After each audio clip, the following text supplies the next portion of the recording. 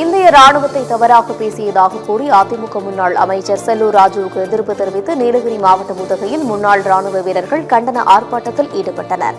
நீலமலை முன்னாள் ராணுவ வீரர்கள் நலச்சங்கம் சார்பில் நடத்தப்பட்ட இந்த கண்டன ஆர்ப்பாட்டத்தில் உதகை மாவட்ட ஆட்சியரிடம் புகார் அளித்த சங்கத்தினர் செல்லூர் ராஜுவுக்கு எதிராக மேலும் பல பேரணிகள் நடத்த இருப்பதாக தெரிவித்தனர்.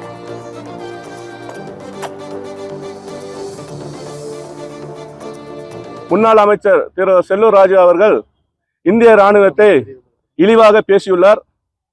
அவருடைய பேச்சுக்கு நீலகிரி மாவட்டம் மற்றும் தமிழ்நாடு அல்லாமல் இந்திய அளவில் உள்ள அனைத்து முன்னாள் ராணுவ வீரர்களும்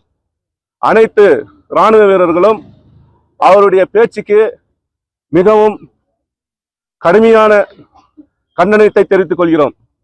அதை அடுத்து இன்றைய தினம் நீலகிரி மாவட்டத்தில் மாவட்ட ஆட்சியர் அவர்களை சந்தித்து நாங்கள் ஒரு மனு ஒன்று கொடுக்க உள்ளோம். முன்னாள் அமைச்சர்